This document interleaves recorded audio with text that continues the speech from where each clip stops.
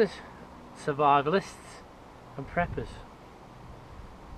Primitive hunting, I mean, catching live game or live animals is always a challenge, you know, and there is knowledge needed, but I'm going to go through a few techniques, primitive techniques, and the first one I want to touch on is the slingshot, the old David and Goliath. It's surprising, I'm not accurate with it, but it's surprising how accurate you can be with it, and the power behind it enables us to throw varied size stones, considerable speed and distance. Excuse me. How would I use it? Well, to be honest, to hit a rabbit or a deer in the head, with my skills, it's not possible. You have to throw this many thousands of times to build up that accuracy. But what's the basic principles is to build up velocity, and then according to the size of the projectile is the energy involved. We want to hit something big, we've got to throw something big. That's about it really.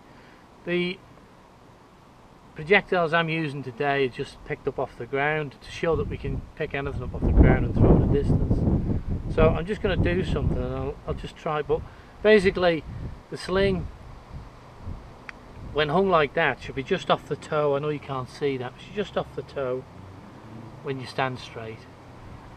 Loop in one end and I put a knot in the other.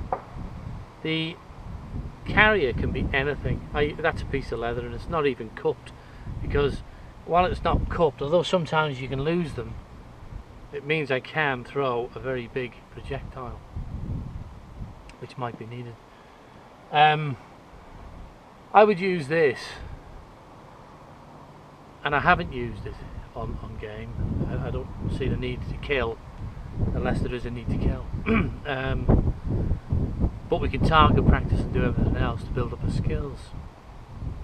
So the ideal location for this, for me, in this environment, is into a flock of birds.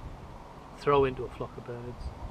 Something with a lot of numbers, and you've got a chance, the same chance as a boomerang, of striking one. But we put the loop on one of our fingers. It doesn't have to be that and that, but these two need to hold the knot, like so. Because we're going to throw it and let go of the knot at the same time. All them factors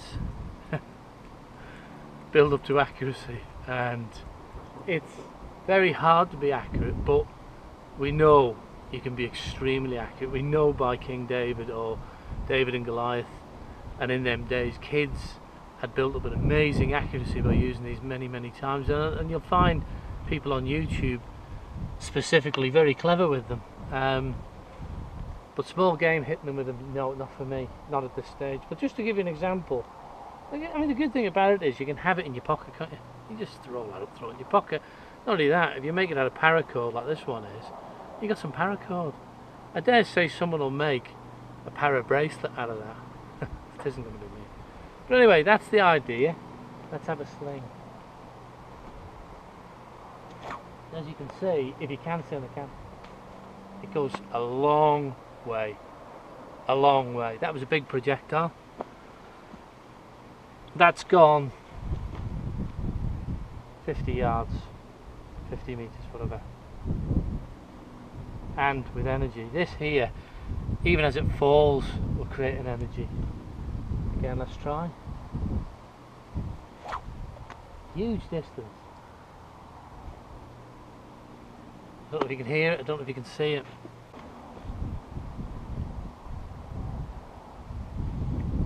That's because I'm using a flat piece as opposed to a cut piece. It ain't gonna happen if you practice, guys. I obviously don't.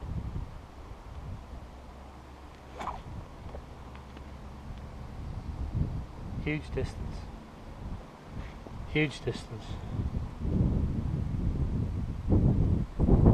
And you've got to practice this over and over again, like the longbow. The use of the longbow. Children had to come home, I think, at 8 and and do an hour on the longbow every day until they had it right, because it's all muscle memory. Every bit of this is muscle memory. Your body will build up the natural ability to throw it where you want it to go over a period of time. Went for a lower shot, worked well. At the moment I've got an accuracy of about 10 degrees either side when I get it right. That's not bad. That's not bad.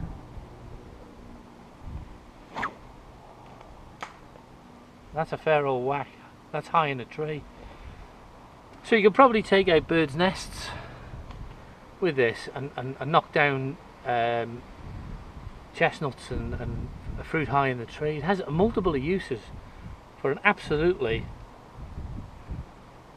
no space piece of kit. In your pocket, gone. 3 or 4 of them. Just in case, as I say, because with paracord you've got another useful item if it all goes wrong. But anyway,